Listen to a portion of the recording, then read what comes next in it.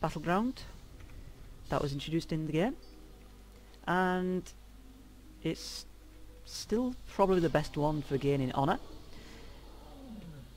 and it is mainly about PvE, since it's kind of turned into just a rush.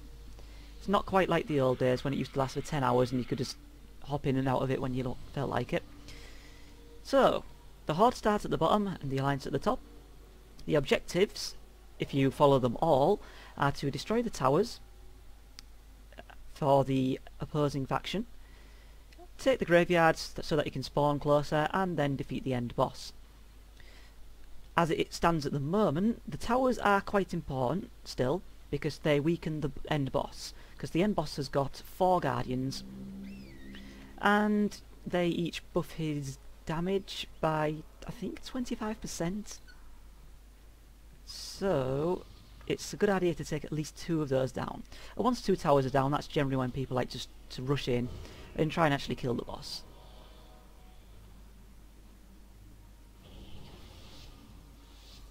So I'm just going to quickly get this food buff and run up ahead. You may have just noticed as well with the bone shield around me that I'm blood spec. That is because it is Alterac Valley and I happen to have a blood spec at the moment. Since it is about a sort of a PvE aspect, the thing that I like to do in this one is go to blood spec so I can actually tank the end boss. As you can see, I've also got quite a nice amount of health, because full prideful, well, almost full prideful at least. I'm full prideful except for my trinkets and my legs. The legs are my old tank ones from Grievous gear, so it's got stamina gems and such things. And I also have the Battlemaster trinket and the stamina trinket, both Grievous, which are both nice for flag carrying. I'm not too sure how this one's going to go. I much far and away prefer the ones where it's actually a big PvP battle where you get like 20 to 30 people fighting in this kind of location, because that is a lot more fun than the whole rush thing. You'll probably be able to see from right away from here, all those guys, they're just going to run straight past and we're going to follow suit, because that's just the way it tends to go these days. Because people think about Alterac Valley as just a means to get honour more than anything. They don't really think of having PvP as a fun sort of way to do things. I guess OQ prevades are probably the best way to do things in this particular battleground, but it's quite uncommon to get something such as that, and I don't even have OQ, so yeah. So I'm just gonna tank Belinda. She's absolutely no threat whatsoever. She probably won't even take my health down. All she does is cast fireballs and I can just death strike that, get my health back instantly. And I've probably got a healer behind me somewhere as well. Obviously, when it comes to PvE, there's always a problem in the game, and they are known as hunters that leave their pet on taunt. So I'm taunting Belinda back because I want vengeance, and another hunter's pet's taunted.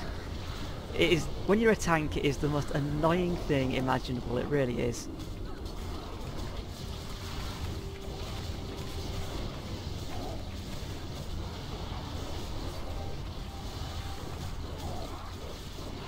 Every tank hates it. So that's hair down. That means that the Alliance won't get a stamina buff, which they otherwise would have got a couple more minutes into the game, and we get a little bit of honour for it. Nothing major. Now this map is quite heavily Alliance favoured because of the way it's kind of made. As the Horde, we have to run across this this pass, then we get to the graveyard at the end and there is a bridge. If you fall off the bridge, there's a chance you die, so there's often a druid waiting in stealth, just waiting to typhoon you off the side, and it acts as one of the worst chokes ever. So the Alliance have got to have a very heavy bias towards defence. This is the Bridge of Doom. And when you're attacking, they can just run straight past all of our stuff. So I absolutely hate that. But the Alliance can also cap the towers without any interference from guards, which sucks. As a rogue, or a mage, or a death knight, or perhaps a shaman, or anything with crowd control or something that can aggro the mobs, you can actually take this, which is why I always summon Army of the Dead onto that guy over there, because he's the only one that can shoot in a clear line to where the flag is. So we take that, take down the bowmen, because they will be annoying, because they can do quite a bit of damage to people that are on kind of lower armour classes. So it's nice to just take them down. So that's that done. One of the worst things about Alterac Valley, Alliance and Horde, is when people get to this sort of phase of the game, in the base section, they like to just stand around here, killing NPCs that don't matter and just sort of kind of going AFK. Instead, they should be inside the bunkers, which is what I'm going to do right now. Just watching out for anything that might just sneak inside. So I'm going to tell them to do that, as I always do.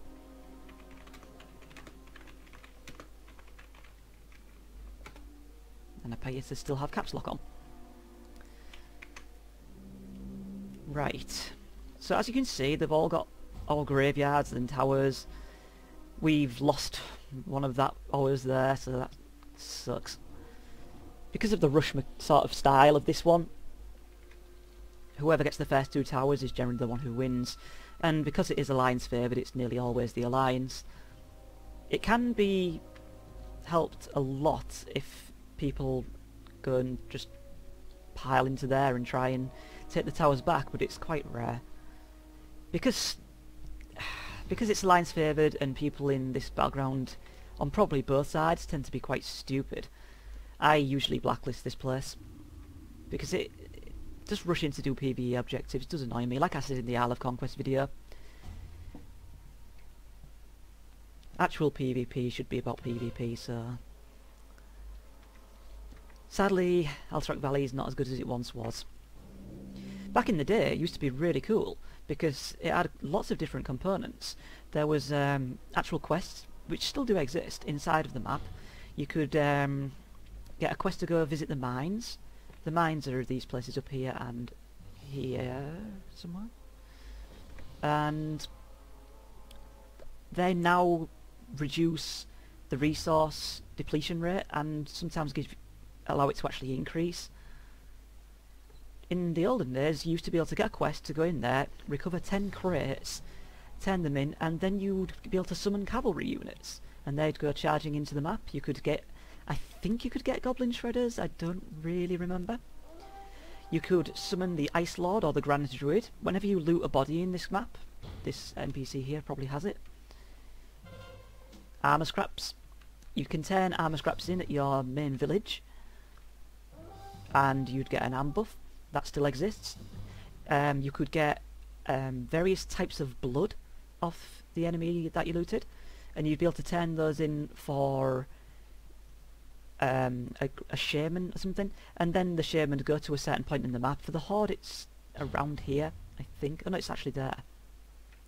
And she would then begin a ritual, everybody clicks on the ritual, and then you summon a huge elemental, and he goes absolutely crazy and starts just killing everybody. So that was awesome. And the other thing that still exists, you can still do all these things that I'm mentioning, it's just very hard to do because of the tendency for people to rush. The other thing that still exists is the Wind Riders. Now in that north tower there, Alliance wins. In the north tower and the Icewing bunker and somewhere else, there are 3 wing commanders, and they summon airstrikes, which do damage and stuns. So you've got Wind Riders flying around at the top of the map. So it's quite a fun idea to do those things, but it is quite difficult. So that was Alterac Valley. Not the greatest example of it. If I ever get this battleground again and it actually turns into proper PvP, so you can actually see an all-out war, I might record that instead, because it's a lot more fun to watch than just killing bosses. And I never even got to the boss there because they won it too fast, so I probably will do another video for this one. So that shall come in the future. So thank you for watching, and see you next time.